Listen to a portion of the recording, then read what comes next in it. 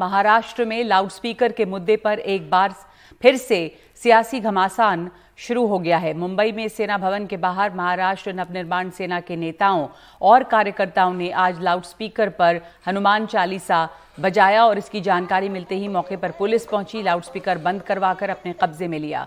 इस मामले में शिवाजी पार्क पुलिस ने एमएनएस नेता यशवंत किलेदार समेत 2 लोगों को हिरासत में लिया है और पूछताछ चल रही है।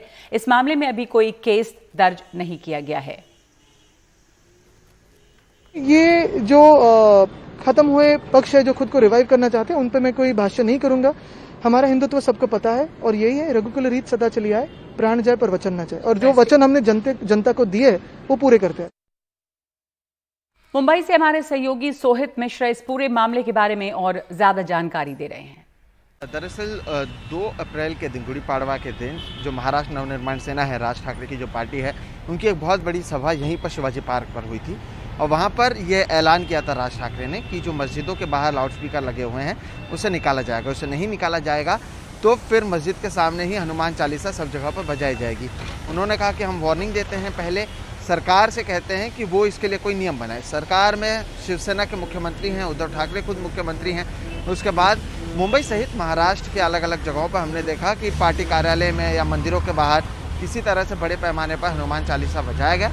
और ठीक उसी तरह से रामनवमी के दिन, आज ही के दिन, जो मेरे पीछे आप शिवसेना भवन देख रहे हैं, वहाँ पर भी एक टैक्सी के ऊपर स्पीकर लगाकर कहीं ना कहीं हनुमान चालीसा बजाया गया।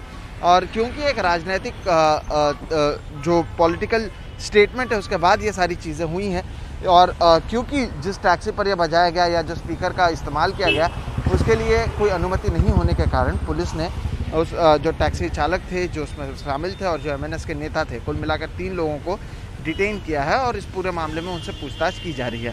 दूसरी ओर कहीं ना कहीं जिस तरह से बार बार आपको एक भी चीज़ समझना पड़ेगा कि बीएमसी चुनाव आने वाले हैं, और उससे ठीक पहले जिस तरह से अब शिवसेना पर महाराष्ट्र नवनिर्माण सेना हिंदुत्व की राजनीति कहीं ना कहीं हिंदुत्व के दबाव में लाकर उसे कॉर्नर करने की कोशिश कर रही है।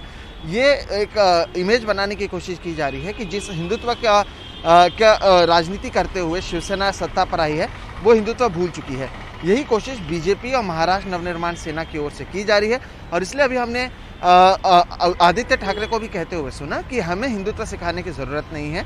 और जिस तरह से उन्होंने कहा कि एक पार्टी जिसका कोई भविष्य नहीं है वो अपने आप को रिवाइव करने की कोशिश करते हुए नजर आ रही है। आने वाले 3 से 4 महीने में बीएमसी चुनाव होने वाले हैं, जिसमें 25 सालों से शिवसेना वहाँ पर सत्ता में है।